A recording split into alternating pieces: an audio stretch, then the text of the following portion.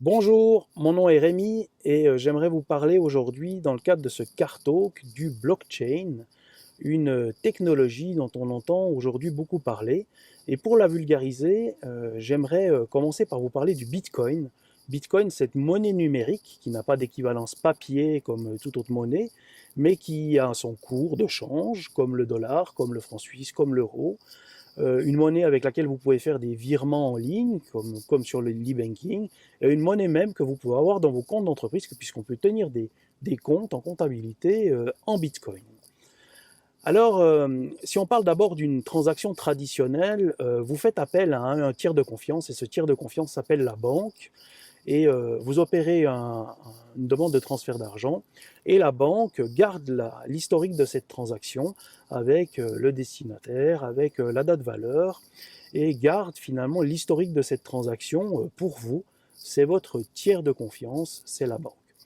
Dans le cadre du Bitcoin, il n'y a plus de tiers de confiance, on parle d'une solution technologique, d'une solution informatique qui s'appuie sur un réseau auquel participent toute une série d'acteurs. Tous les gens qui disposent d'un compte finalement Bitcoin font partie de ce réseau. Et lorsque vous faites une transaction, cette transaction elle est bien évidemment sécurisée, cryptée, anonyme. Ceci dit, l'historisation de la transaction, elle est loguée auprès de tous les nœuds de ce réseau.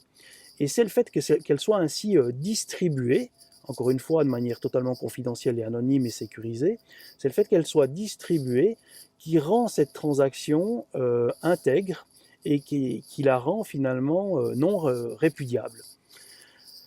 Cette technologie du blockchain, elle a été utilisée également dans d'autres contextes que celle de la monnaie. Prenons l'exemple du cadastre. Le Honduras, pour lutter contre la corruption, a décidé de s'affranchir de registres tenus par des fonctionnaires et de traiter toutes les données du cadastre au travers du blockchain.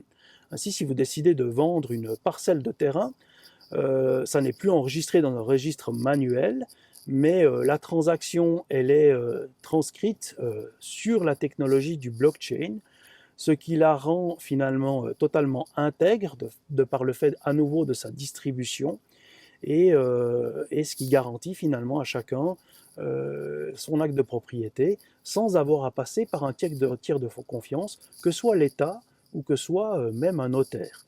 Alors dans ce cas-là, je passe sur le fait qu'on perd le conseil du notaire, bien évidemment, qui est extrêmement important. Mais en tout cas, l'enregistrement de la donnée, lui, il est réputé intègre.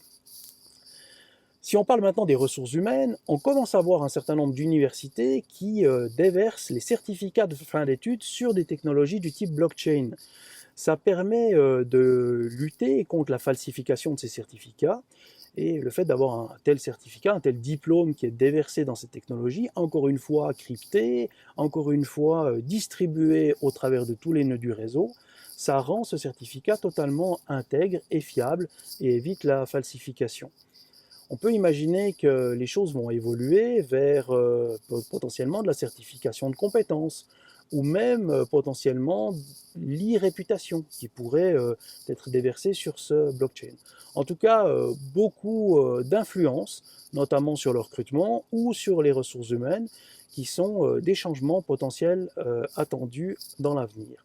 Soyons donc vigilants, à l'écoute, en veille pour les mois ou les années à venir, parce que les RH pourraient également être potentiellement passablement transformés par le blockchain. Je suis à votre disposition pour toute question, très volontiers. N'hésitez pas à m'interpeller et à bientôt pour un prochain Car Talk. Merci.